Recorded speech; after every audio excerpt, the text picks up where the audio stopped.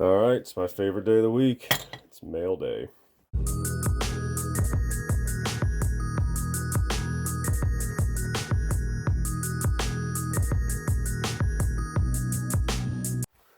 So what I've ordered here is some more Hornady 68 grain boat-tail hollow points. These things are awesome. They're doing exactly what I wanted to work, to do as far as not tearing up pelts too bad on foxes. I've not been able to use these on a coyote yet, but I'm expecting them to, be devastating to a coyote. So, what else have I ordered here? I've got, looks like 223. I ordered some Starline brass for the 223. I ordered some 44 Magnum brass for the 44 Magnum.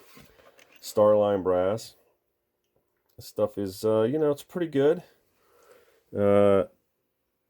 It's obviously brand new brass, clean. But that will be fun to play with. One thing I wanted to see with this 44 Magnum brass, the 243 brass that I purchased, I did not see a burr on the primer pocket. So I was thinking, the 44 Magnum, I'm really going to get a good look in there. And you can see there actually is not a burr in this stuff. So I kind of like this Starline brass. It's cheap. The 243 is doing just fine with it. It's just as good as my, what is it? Lapua brass. So it's good. And I got some 223 here for the AR. Keep loading this stuff up. I do have a bag on the gun, but I want to get some fresh brass as well.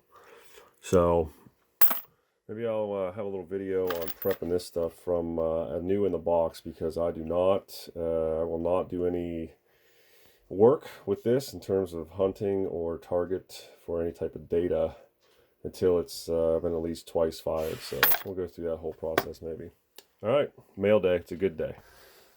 All right, well, I'm doing a little bit of annealing of my new brass here for the 223. Maybe some people or most people anneal their brand new brass. Maybe some people don't. Well, I do. I also anneal between every firing because I always want them to be consistent, to give me consistent results. So for annealing these guys, I just use a little propane torch and I do it by hand. And that's what I've always done. So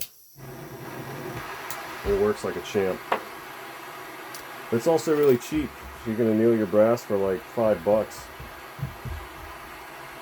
You just hold it in there. I don't hold it on the hot part of the flame. I'm just looking to pull a little bit of color. A little bit of color out of these guys. That's it. Easy. Do that for the rest of this and finish up the rest of these guys and start getting them all sized up and ready for some reloading. I'm doing a little resizing here. Again, this is the brand new Starline brass. You can see, like I mentioned before, it's been annealed. And I'm running it through, I've got a lead precision, this is just the full length Resize die. And this is what I use for these guys to just, obviously resize the body and set the shoulder position.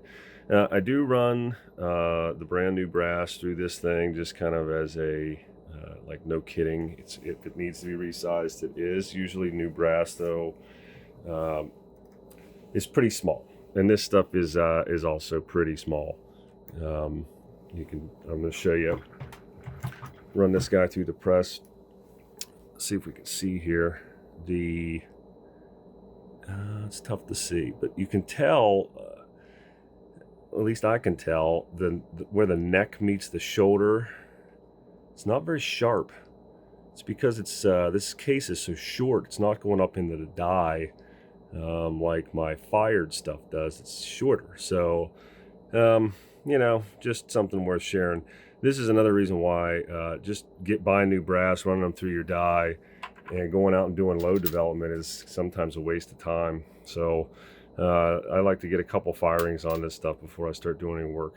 So, all right, next step of the process here for for getting this new brass ready to go.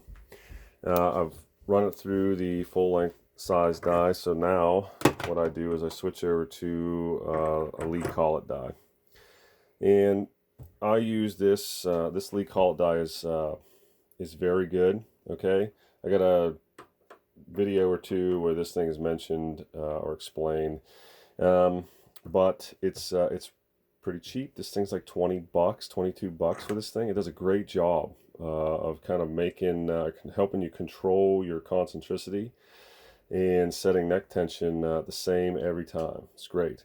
One thing I will say is when you run a case up through you know, the full length Resize die, along with, I don't know what is wrong with this Lee shell holder, but this thing is really loose. I'm not used to that. I might switch this out to an RCBS, but it's really loose. But as that thing goes up, you know, you have the ball end, right, the resizing ball on the full length sizer. Let me just get that so we're not confused here.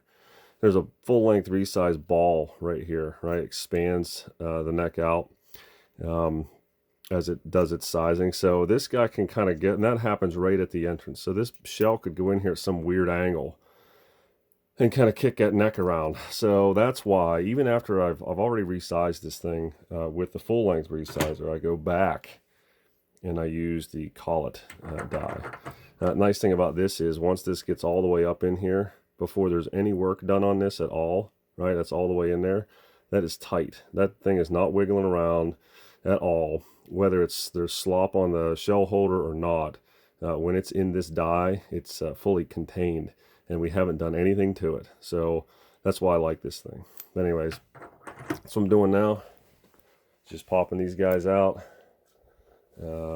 resizing, basically setting neck tension. I give it a little bit of a turn every time and just give a little bit of pressure.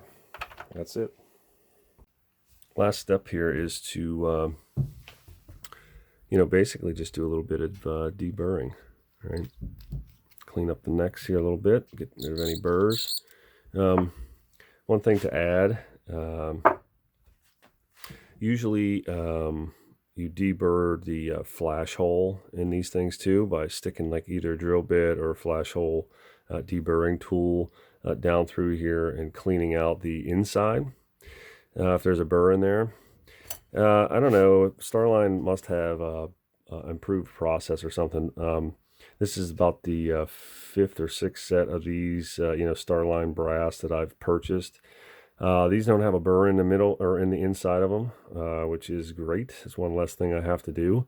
But as far as I know, it's the only brass that I've run into that does not have a burr in the flash hole. So if you are not using Starline brass, don't forget to you know, clean up that flash hole too. From here, we'll get these things primed and load them up with some I've got some scrap, you know, kind of 50 grain Nosler ballistic tips from way back. Load these guys up, hit them with some max loads with some powder I'm, you know, looking to part ways with as well, and just do a little plinking.